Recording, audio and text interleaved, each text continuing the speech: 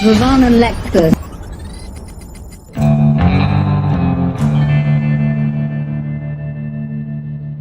Oh, look who's there, Mr. President. Oh, hello, Mr. President. Glad to see you. Glad to hear you. How are you there? I'm Well, really. I'm doing well, and I hope you are as Yeah.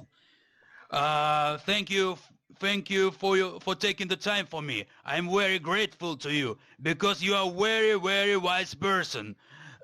Former President of Ukraine, Yushchenko, told me a lot about you, how you helped our country. Yeah, you didn't want to take Russia into NATO, did you? No, I wanted him on the fringe of NATO. I wanted Ukraine into NATO. Hmm. No, I mean, I thought for a while yeah. Russia would be more cooperative, and then Putin changed dramatically. I think what he wanted to do was sit on the fringe of NATO to make sure NATO was not offensive but defensive. Hmm. No, but you always wanted to take Ukraine into NATO, not Russia, but Ukraine, always, as I remember. That's right. You see, I felt Ukraine needed to be in the EU and in NATO. No, you know that the narrative. Then in the early 90s, Secretary of State Baker promised Gorbachev not to expand NATO. But this would be completely wrong, especially with the threats that Russia poses now. Yeah, that's right. That's right. Listen, times change. Baker was, he was a Secretary of State for my dad, which was years ago. And so, and the United States must be flexible, adjusting to the times. And that's why you're finding such strong support for your country now. No, I mean, it doesn't matter what Baker really promised Gorbachev in past. We have to see what is going on now. That's right. You know, in fact, now it's a war not only of Ukraine. It's a war of West world against Russians. Yeah. Of course, Russia was offended that NATO began to expand. That's a problem for them. That's why they started. I'm talking about determination of DPR and LPR at regions of occupied regions by Russia on east side. So Putin tries to show that there's the same example like with Kosovo. You remember then in 2007 you recognized Kosovo as an independent country, and he used the same methodic. Right. Yeah, I don't know. I mean, I think if you prevail, or when you prevail, a lot of these other issues go off the table. Your mission is to destroy as many Russian troops as you can. And the question is, will you continue to receive the help you need? And I certainly hope so. And it's very important for the United States to continue in the lead of providing you the support you need. It seems to me you've got good communications with the administration. Your Secretary of Defense and people like that are continually informing our military of what's needed. And our military is very supportive of what you're doing, President.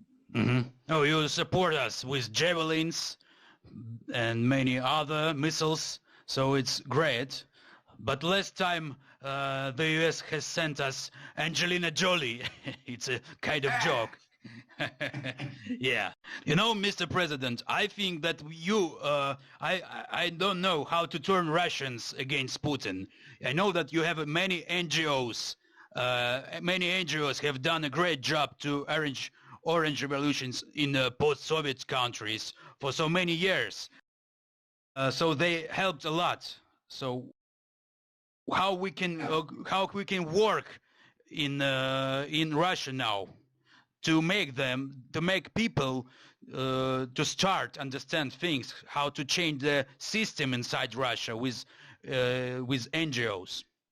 Yeah, I agree with you. The information war is very important, and we've got experts on our staff.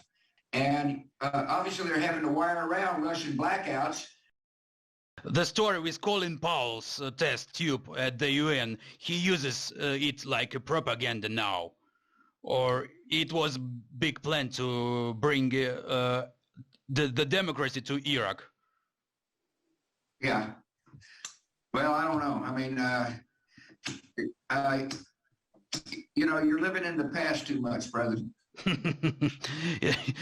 Because I love history. Because I love to get good advice, not to make mistakes in present.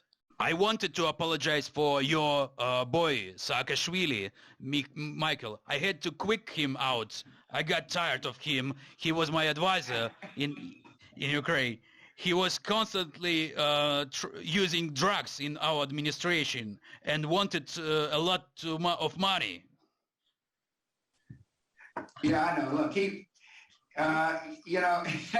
he's a rambunctious boy at heart.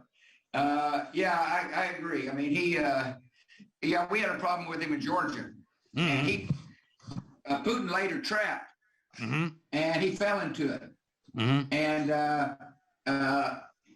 he kind of panicked during that period of time. You should have asked me whether or not he should have been inside your government. I would have given you advice, but I hadn't talked to Saakashvili since 2008.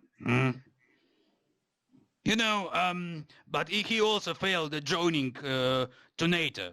That is his big fault. Yeah. Well, if Saakashvili was true to his roots, he'd still be in Georgia. Not running around Ukraine and other places. I mean, that frustrated me. He got elected. He did a good job for a while.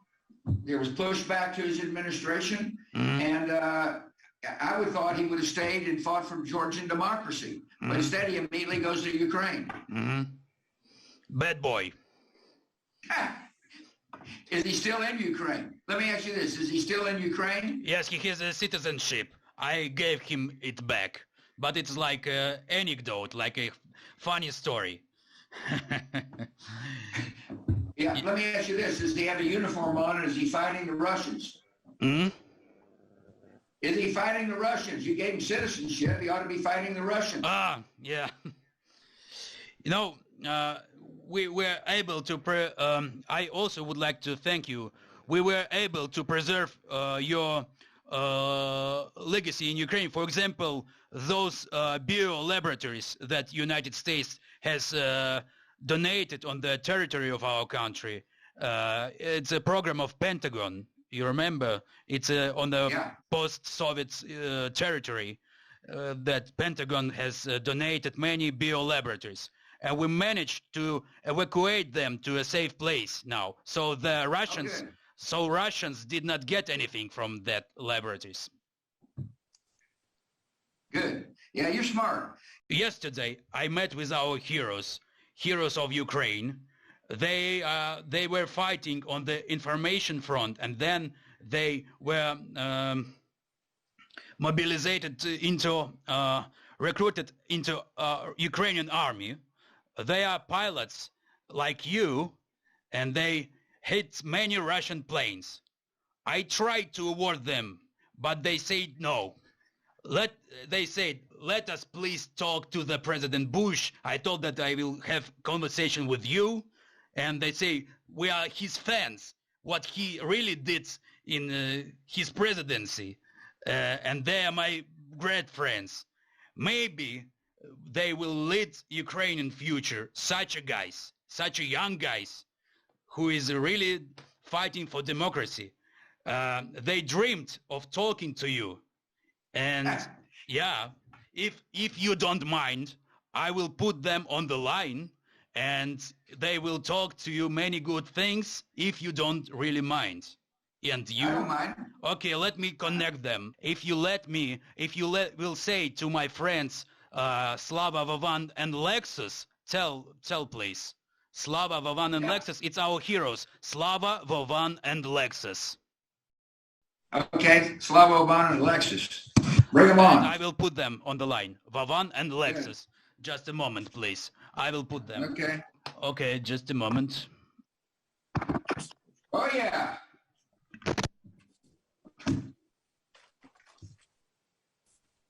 Hello, Mr. President. Hi, dudes. How are we Good. doing? We are fighting for our independence. Well, I'm very proud of you. We are And, also pilots like you. There you go. There you go. Yeah. Like you, even. Where is the truth? Where is the power? Yeah. In the money? Yeah. No. That's right. So the brother is saying that it's not in the money. Я Well. считаю, что сила в правде. У кого правда, тот и сильнее. Вот ты обманул кого-то, денег нажил. И что, Are ты you стал trying to tell me, сильнее? do you think I can understand you? Because I can't. No. Just feel like with your heart. Feel the Okay, I force. feel Like, it. I feel the passion.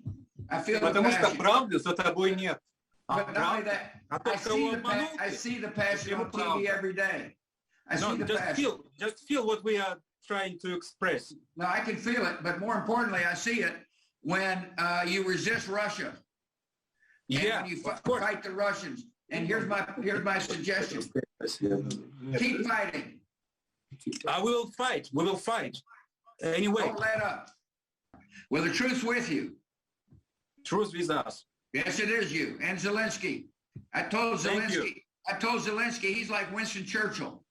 And Yeah, he is our president. yeah, he's great. And he's like Monica Lewinsky also.